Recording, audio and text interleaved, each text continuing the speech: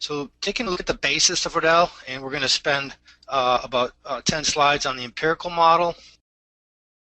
In the 60s and the 70s, congestion relief was a national imperative in the UK. They had a significant growing automobile use and lots of congested roundabouts, and significant design experimentation was conducted on these congested, saturated roundabouts. And what they found, which is shown in the graphs on the right hand of your slide here, is that their existing analysis methodologies were not matching observed operations. So they desired an accurate analysis methodology anchored to the design geometrics directly, and so they sought out and set in place a statistical regression analysis approach. And after about 10 years of effort, in 1980 they published Kimber's equations based on a significant amount of saturated capacity data over the full range of traffic volumes from low to high circulating flows. And they rechecked those equations around the mid-90s and found them to be very stable with no changes required. And the stability is attributed to the large statistical data that's collected over the full range of geometry and traffic flows. You can see here on the right in the red box some of the data range for entry width, from 3.6 meters, so a small single lane entry to say a 4-lane entry. Same thing with the road connecting the roundabouts and the other geometric parameters as well. And so in essence what they did was identify the fact that there are a lot of capacity mechanisms that were going on at roundabouts. They were different than what they could than signals or stop controlled intersections. So because of that is the reason they went to the empirical approach and the regression approach. And so they were wanting to capture the differing driver behavior described directly by the different geometrics of different sizes and shapes of roundabouts. And this was a significant departure from their existing procedures. So at the end, what they ended up with, they started with 35 geometric parameters, and they regressed these down to 16, and then to 9, and then finally to the 6 most significant. So beginning with V, which is referred to as the approach width. These are the 6 parameters that are entered into Rodel. Your entry width, E, and the distance over which you would flare, for example, if you had a multi-lane approach, a 2-lane entry that was being fed by a single-lane approach, the distance over which you flare from that single-lane approach to the 2-lane entry.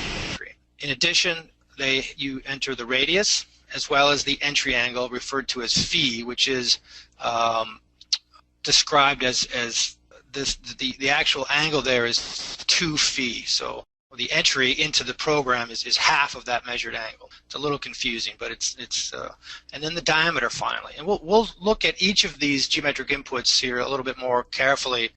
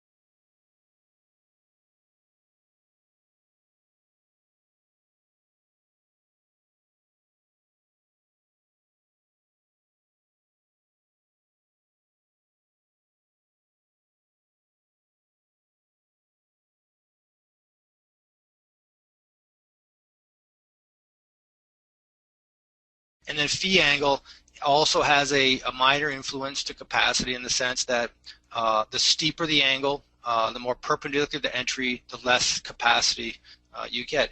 And diameter is interesting, and in the fact, so there's a graph here that shows a 180-foot diameter line and a 300-foot diameter capacity line. And what you find with D is that at low to mid circulating flows, the capacity there again is on the y-axis. At low to mid circulating flows, the diameter has very little effect on capacity.